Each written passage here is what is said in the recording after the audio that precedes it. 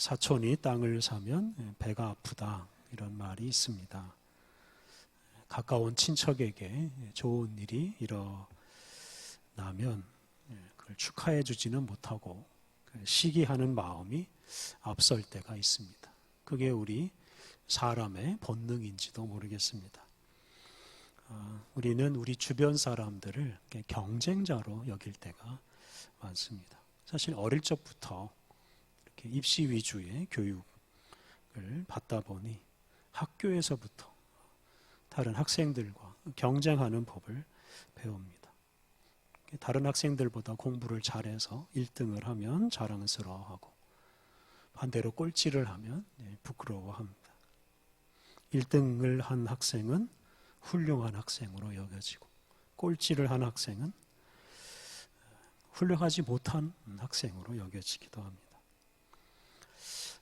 성적과 관계없이 모든 사람이, 모든 학생이 다 훌륭하고 귀한 사람이다 라는 사실을 사람들은 잘 생각하지 않습니다. 학교뿐만 아니라 직장에 들어가서도 경쟁은 계속됩니다. 더 좋은 직장에 들어가려고 애를 쓰고 또 직장에 들어가면 더 많은 실적을 내고 승진을 빨리 하려고 또 경쟁을 합니다. 직장 생활이라는 게 단지 돈 버는 수단으로만 여겨지기 때문에 월급을 많이 받는 사람은 아주 대단한 사람으로 여겨지고 월급을 조금밖에 못 받는 사람은 하찮은 사람으로 여겨지기도 합니다. 태어나면서부터 죽을 때까지 다른 사람보다 더 공부를 잘하고 다른 사람보다 더 돈을 많이 벌고 다른 사람보다 더 높이 올라가고 이런 욕심을 가지고 사는 사람들이 참 많습니다. 사람들이 서로 사랑하지는 않고 서로 높여주려고 하지는 않고 서로 이기려고만 하는 그런 세상은 절대로 좋은 세상이 될 수가 없습니다. 우리가 사는 우리나라, 이 세상이 바로 그렇습니다. 경제적으로는 옛날보다 많이 풍요로워졌다고는 하지만 사실 우리 사회의 미래는 점점 어두워지고 있습니다. 출생률 하락으로 우리 민족 전체가 사라질 수도 있다고 합니다. 특히 우리 사회는 생태적으로, 환경적으로 큰 위기를 맞고 있습니다. 지구 환경이 나날이 파괴되고 더러워져서 우리 사람이 살기 힘든 환경으로 변하고 있습니다. 근데 이런 위기를 초래한 근본 원인, 많은 것을 말할 수 있겠지만 그 중에서도 가장 중요한 것은 바로 우리 사람들의 쓸데없는 경쟁심, 욕심입니다. 다른 사람보다 또는 다른 나라보다 더 잘 살아야 된다. 이런 쓸데없는 욕심 때문에 자연을 아주 무분별하게 개발하고 또 온갖 물건을 만들어냄으로써 자연 환경이 크게 훼손되었고 지금도 계속 훼손되고 있습니다. 다른 사람이나 다른 나라보다 좀 못 살면 어떻습니까? 사실 아무런 문제가 없습니다. 품질이 좋지 않은 물건을 사용하면 어떻습니까? 그렇게 산다고 해서 우리의 어떤 인품에 아무런 손상도 생기지 않습니다. 더 부유하게 살고 더 좋은 물건을 사용해야만 더 훌륭한 사람이 된다고 생각하는 것은 착각이고 그런 생각을 가진 사람은 참 못난 사람이고 그런 사람이 바로 이 세상을 망치는 사람들입니다. 그러니까 다른 사람과 비교하면서 다른 사람보다 좀 더 잘 살려고 애쓰는 사람이 자신을 망가뜨리고 이 세상을 망가뜨린다는 말씀입니다. 오늘은 이 경쟁심 때문에 교회 공동체를 분열시킨 이 고린도 교회 이야기를 묵상하려고 합니다. 우리가 지난 3주간 로마서를 공부했고 오늘은 고린도 전서를 공부합니다. 고린도 전서는 이 고린도에 있는 교회에게 사도 바울이 쓴 편지입니다. 사도행전 18장을 보면 고린도에서 복음을 전하는 이야기가 나옵니다. 브리스길라와 아굴라 이 두 사람, 이 부부가 고린도에 먼저 와서 복음을 전했고 뒤늦게 바울이 거기에 합류해서 그들과 함께 1년 반 동안 복음을 전했습니다. 그 결과 고린도 지역 곳곳에 교회가 세워졌습니다. 그런데 그 고린도 교회 안에 여러 가지 문제가 생겼습니다. 고린도를 떠나 있던 사도 바울은 그런 문제에 대해서 권면하기 위해서 고린도 전서를 기록했습니다. 먼저 고린도 전서 1장부터 4장 말씀을 보면 고린도 교회 안에 네 분파가 있었습니다. 바울파, 아볼로파, 게바파, 그리스도파, 이렇게 네 파별로 교인들이 나뉘어서 서로 경쟁하고 자기 파가 다른 파보다 신앙생활을 더 잘하고 다른 파는 신앙생활을 똑바로 못한다, 이렇게 정죄하며 살았습니다. 오늘 우리가 봉독한 말씀은 바로 그런 분파 행동에 대해서 책망하고 권면하는 말씀입니다. 또 5장 이후 말씀을 보면 또 다른 여러 가지 문제가 있었는데요. 당시 그리스도인들 중에는 예수님을 믿은 이후에는 그냥 마음대로 살아도 된다라고 생각하는 사람들이 있었습니다. 아무렇게나 살아도 되고 아무거나 다 먹어도 된다라고 말하는 사람들이 있었습니다. 그들 중에는 음행을 마음껏 저지르고 우상 숭배자들과 함께 우상 제물을 먹는 사람들도 있었습니다. 그리고 거기에 그치지 않고 그들은 자기들처럼 마음대로 살지 않고 자기들처럼 마음껏 먹지 않는 사람들은 믿음이 약한 사람들이다, 못난 사람들이다, 이렇게 정죄를 했습니다. 또 고린도전서 11장을 보면 예배 시간에 이렇게 평온함을 깨트리고 하나님께서 자기에게 말씀을 주셨다라고 외치면서 머리를 풀어헤치고 시끄럽게 예언을 하는 여자들이 있었습니다.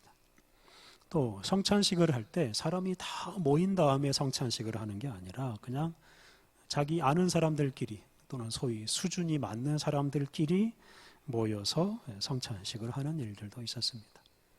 그러니까 자기 마음에 드는 사람들끼리만 어울려서 신앙생활을 한 것입니다. 또 12장을 보면 고린도의 그리스도인들은 여러 가지 은사를 두고 경쟁을 했습니다. 성령님께서 주시는 은사가 여러 가지인데 어떤 사람은 자기가 받은 은사가 가장 좋은 은사고 다른 사람이 받은 은사는 그보다 못한 은사다, 이렇게 말하면서 자기를 높이고 다른 사람을 낮추었습니다. 이렇게 고린도의 그리스도인들은 서로 비교하기를 좋아하고 자기가 다른 사람보다 더 나은 방식으로 신앙생활을 하고 자기가 다른 사람보다 더 좋은 은사를 받았다고 주장하며 살았습니다. 그러다 보니 교회 안에 이런 것들 때문에 어떤 등급이라는 게 생깁니다. 이 사람은 잘 믿는 사람, 이 사람은 못 믿는 사람, 이 사람은 믿음이 강한 사람, 이 사람은 믿음이 약한 사람, 이렇게 사람들을 구분했습니다. 심지어는 앞에서 말씀드린 대로 파벌 싸움까지 벌였습니다. 오늘날에도 그리스도인들 사이에서 또는 교회들 사이에서 이런 쓸데없는 경쟁이 있습니다. 누가 더 예수님을 잘 믿느냐, 누가 더 훌륭한 사람이냐, 이런 걸 두고 경쟁한다는 말입니다. 특히 우리 한국 교회는 200여 개 교단으로 갈라져 있습니다. 우리 장로교가 가장 많이 분열되어 있습니다. 그렇게 갈라진 교단들은 서로 인정하지 않고 그냥 자기 교단이 예수님을 가장 잘 믿는다라고 주장하고 다른 교단은 저 교단은 못 믿을 교단이고 심지어 이단이다, 이렇게 말하는 사람들도 있습니다. 그러다 보니 한국교회가 한마음 한뜻으로 행동하지를 못합니다. 오합지졸 같은 그런 존재가 되어버렸습니다. 그리고 이런 분열 때문에 범죄를 저지르는 교회들도 많고 목사들도 많은데 그런 교회나 목사들에 대한 통제가 제대로 이루어지질 않습니다. 그러다 보니 한국교회 전체가 이게 도덕적으로 문제가 많은 집단으로 인식될 때가 많습니다. 교단이 분열되어서 이렇게 서로 경쟁을 하다 보니 한국교회 전체가 아주 전체의 어떤 영향력이나 신뢰도가 크게 떨어지고 있습니다. 그래서 이런 교단들 간의 경쟁과 분열을 우리가 극복하지 못하면 한국교회가 우리 한국에서 제대로 자기 역할을 감당할 수가 없을 것입니다. 오늘 우리가 봉독한 말씀은 이런 어떤 교인들 사이에서 벌어지는 경쟁이나 분파를 극복하는 그런 지혜를 우리에게 말해줍니다. 오늘 본문은 이제 십자가의 도 또는 십자가의 지혜에 대해서 말합니다. 십자가의 도는 이제 십자가의 길이라고 바꿀 수 있습니다. 십자가의 도는 예수님께서 십자가를 지고 가신 길입니다. 예수님이 십자가를 지고 고난과 죽음의 길을 가셨는데 그게 바로 십자가의 도입니다. 이 십자가의 길과 대비되는 게 있는데 그것은 바로 영광의 도 또는 영광의 길입니다. 영광의 도는 영광을 추구하는 것입니다. 영광을 얻으려고 가는 길, 많은 재물이나 높은 지위를 얻기 위해서 가는 길입니다. 다른 사람보다 더 많이 벌고 다른 사람보다 더 높이 올라가려고 하는 길이 바로 이 영광의 길입니다. 그런데 그런 영광의 길을 가는 사람은 절대로 예수님께서 가신 이 십자가의 도, 십자가의 길을 갈 수가 없습니다. 오늘 본문에서 우리 그리스도인들이 가야 할 십자가의 길이 어떤 길인지를 우리가 알 수 있습니다. 오늘 본문 18절 말씀 제가 다시 봉독하겠습니다. 십자가의 도가 멸망하는 자들에게는 미련한 것이요 구원을 받는 우리에게는 하나님의 능력이라. 십자가의 도는 예수님께서 십자가에서 죽으신 것을 말합니다. 하나님이신 예수님께서 사람이 되어서 사람과 똑같이 고난을 받고 죽으셨습니다. 그러한 십자가의 길을 가심으로 예수님께서 우리와 이 세상을 구원하셨습니다. 그런데 이 십자가의 길, 이 십자가의 도가 다른 두 가지 결과를 가져옵니다. 먼저 멸망하는 자들에게는 미련한 것이 됩니다. 멸망하는 자들은 예수님께서 지신 이 십자가, 예수님이 가신 십자가의 길을 제대로 이해하지 못합니다. 멸망하는 자들은 예수님께서 십자가에서 죽으신 사건은 이게 아주 부끄러운 일이고 실패이지 이게 좋은 게 아니다라고 생각합니다. 그래서 그렇게 십자가에서 참혹하게 또 무력하게 죽은 예수님을 믿는 거는 이게 미련한 일이지 지혜로운 일이 아니다라고 생각을 합니다. 이렇게 어떤 사람에게는 예수님의 이 십자가의 도가 미련하게 보일 뿐입니다. 그래서 그들은 십자가를 지신 예수님을 믿지 못하고 멸망의 길을 가게 됩니다. 반면에 십자가의 도가 구원을 받는 사람들에게는 하나님의 능력이 됩니다. 우리들은 십자가에서 예수님이 당하신 고난과 죽음은 바로 우리 사람의 죄와 죽음에 참여하기 위한 일이고 죄와 죽음의 권세에 굴복하는 우리 사람들을 구원하시기 위한 일이라고 믿습니다. 그래서 우리는 십자가에서 죽으신 예수님을 우리의 주님으로 또 하나님으로 영접하고 믿습니다. 바로 그렇게 십자가의 도를 우리가 믿음으로 우리가 구원의 은총을 누립니다. 이렇게 십자가의 도가 그 십자가의 도를 믿는 사람들에게는 구원하는 능력이 됩니다. 오늘 본문 21절 뒷부분 하반절을 보면 하나님께서 전도에 미련한 것으로 믿는 자들을 구원하신다라고 말씀하십니다. 여기서 전도는 헬라어로 케리그마입니다. 케리그마는 이제 설교 또는 선포 이렇게 번역할 수가 있습니다. 그래서 이 전도라는 것은 십자가에서 고난받으시고 죽으신 예수님을 선포하고 전파하는 것을 말합니다. 그래서 이 전도는 앞에서 말한 십자가의 도와 같다고 할 수 있습니다. 이 십자가의 도, 이 전도가 멸망하는 자들에게는 미련한 것이지만 하나님은 이 세상의 지혜자들이 미련하게 여기는 이 십자가의 도로 믿는 자들을 구원하시는 것을 기뻐하십니다. 일반적으로 22절에 나오는 대로 사람들은 어떤 표적 또는 지혜 이런 게 있어야 세상을 구원할 수 있다고 믿습니다. 표적은 기적이라고도 할 수 있는 아주 큰 일입니다. 이 보통 사람은 할 수 없는 어떤 초인적인 능력을 가진 사람이 할 수 있는 일을 말합니다. 또는 큰 권력이나 많은 돈으로 할 수 있는 일일 수도 있습니다. 일반적으로는 권력이나 큰 돈이 있어야 뭔가 큰 일을 할 수 있고 그래야 뭔가 세상을 구할 수 있을 것처럼 생각합니다. 또 지혜라는 것은 위대한 철학자의 어떤 고상한 말일 수도 있고 어떤 과학기술 같은 이런 좋은 기술을 말할 수도 있습니다. 그래서 인류의 앞길을 제시하는 뛰어난 지혜의 말씀이나 뭔가 인류의 미래를 밝히는 어떤 과학기술 이런 게 있어야 세상을 구원할 수 있다고 생각하는 사람들이 있습니다. 그런데 하나님께서는 그런 표적인 어떤 사람이 하는 큰 일이나 어떤 뛰어난 지혜 이런 것과는 아무런 관련이 없는 이 십자가의 도 아주 무력하게 고난받고 죽는 그 길 그것으로 하나님께서 우리 사람을 구원하십니다. 그리고 23절에 나오는 대로 하나님은 우리 그리스도인들로 하여금 그 십자가의 도를 전하게 하십니다. 23절 우리는 십자가에 못 박힌 그리스도를 전하니 유대인들에게는 거리끼는 것이요 이방인에게는 미련한 것이로되. 이 십자가에 못 박힌 예수님이 표적, 이적을 구하는 유대인들에게는 거리끼는 것, 걸림돌이 되고 또 지혜를 구하는 이방인, 헬라인들에게는 미련한 것으로 보입니다. 이렇게 미련하고 걸림돌이 되는 것처럼 보이는 이 십자가의 도, 십자가를 지신 예수님. 우리 그리스도인들은 이것이야말로 사람을 구원하는 또 이 세상을 구원하는 능력이라고 믿고 오직 이 십자가의 도를 전할 뿐입니다.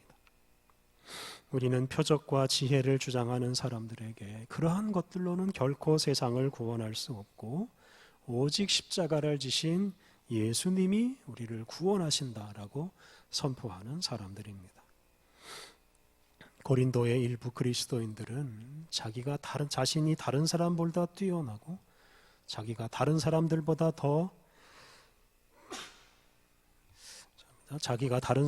더 지혜롭게 신앙생활을 한다고 주장하고 우쭐댔습니다. 그런데 여러분, 다른 사람보다 좀 더 큰 일을 하고 다른 사람보다 좀 더 지혜롭다고 해서 그게 무슨 큰 의미가 있는 게 아닙니다. 다른 사람보다 좀 더 부자가 되고 다른 사람보다 좀 더 높은 지위를 얻는다고 해서 그게 무슨 의미가 있는 게 아닙니다. 그런 것만으로는 결코 구원을 얻을 수가 없기 때문입니다. 또 그런 삶, 그런 인생으로는 결코 예수님을 전할 수도 없습니다. 다른 사람보다 잘난 체 하는 것으로는 아무것도 이룰 수가 없고 다른 사람보다 많은 재물, 다른 사람보다 높은 재물로 자기를 구원할 수도 없습니다. 오히려 그것이 다른 사람에게 복음을 전하는 것을 방해할 수도 있습니다. 우리가 다른 사람보다 더 잘나고 다른 사람보다 신앙적으로 더 뛰어나야 구원을 받는 게 아닙니다. 그냥 자기를 높이고 잘난 체만 하다가는 자기 자신도 구원을 얻지 못하고 다른 사람에게 복음이 전파되는 것을 방해할 뿐입니다. 그러면 우리가 어떻게 해야 합니까? 우리는 십자가의 도를 따라야 합니다. 우리는 우리 자신을 낮추어야 합니다. 고난을 받고 죽음에 이를 때까지 우리가 다른 사람을 사랑하고 높여주고 섬기며 살아야 합니다. 잘난 체 하기보다는 겸손한 사람이 되어서 다른 사람을 높여주어야 합니다. 우리가 그렇게 십자가의 길을 따를 때 그 예수님의 그 구원의 은총을 충만히 누릴 수 있고 또한 그렇게 살아갈 때 다른 사람들을 구원하는 복음을 제대로 전할 수가 있습니다. 오늘날 우리가 직면하고 있는 이 환경 오염의 해결책도 바로 이 십자가의 길, 십자가의 도입니다. 앞서 말씀드린 대로 다른 사람보다 좀 더 부유하고 좀 더 화려하게 살고자 하는 욕망 때문에 이 지구 환경이 급속하게 파괴되고 더러워지고 있습니다. 여러분이 지구 환경을 파괴하는 주범이 누구인지 아십니까? 그것은 바로 부자들입니다. 부자 나라들입니다. 지구온난화를 일으키는 온실가스를 누가 많이 배출하는지를 조사해 보면 부자들, 또 부자 나라들이 배출하는 양이 이 가난한 사람이나 가난한 나라보다 수천 배, 수만 배나 많이 배출을 합니다. 여러분, 이게 무슨 뜻입니까? 부유하게 사는 것은 결코 세상을 구원하는 길이 아닙니다. 그와는 반대로 가난하게 살아가는 것, 고난과 죽음의 길을 가는 것이 바로 이 지구를 살리는 길입니다. 가난하게 살아가는 사람들이 이 지구를 살립니다. 가난하게 살아가는 사람들은 에너지와 물건을 적게 소비함으로써 지구 환경이 악화되는 것을 그나마 막아내고 있습니다. 부자들이 이 가난한 사람을 본받을 때 지구 환경은 더 빠르게 회복될 것입니다. 그래서 이 세상의 희망은 부자가 아니라 가난한 자에게 있습니다. 다시 말하면 십자가의 길을 가는 사람에게 있습니다. 그래서 우리가 부자가 되려고 애쓰기보다는, 부자를 본받으려고 애쓰기보다는 좀 더 가난하게 살려고 애쓰고 좀 더 예수님처럼 십자가의 길을 가려고 애써야 합니다. 십자가의 도가 구원의 능력입니다. 십자가의 길을 갈 때 우리가 구원을 경험하고 또한 이 세상을 구원할 수 있습니다. 더 높은 사람, 더 부유한 사람이 되려고 애쓰지 말고 십자가의 길을 걸으면서 더 낮은 사람, 더 가난한 사람으로 다른 사람을 섬기고 사랑하고 다른 사람에게 예수 그리스도의 십자가의 도를 전하며 살아가야 하겠습니다. 우리 함께 기도하겠습니다. 하나님, 사람들이 부귀와 영광을 추구하는 동안 지구 생태계가 파괴되고 더러워지고 있습니다. 물질적으로 다른 사람보다 더 잘 살려고 하는 욕망에 사로잡힌 이들이 주님이 창조하신 세계를 망가뜨리고 있습니다. 하나님, 우리가 다른 사람보다 더 잘 살려고 애쓰지 않게 하옵소서. 십자가를 지고 고난과 죽음의 길을 가신 예수님이 우리와 온 세상을 구원한다고 믿는 우리들이 사람의 업적과 지혜로는 결코 구원을 이룰 수 없다는 것을 고백하고 오직 십자가의 길을 따르게 하옵소서. 부귀와 영광을 추구하는 어리석은 사람들이 망치고 있는 이 세상에서 우리가 오직 십자가의 길을 감으로써 예수 그리스도의 복음을 드러내고 십자가를 지신 예수님이 세상을 구원하는 지혜요 능력임을 드러내게 하옵소서. 예수님의 이름으로 기도드립니다. 아멘.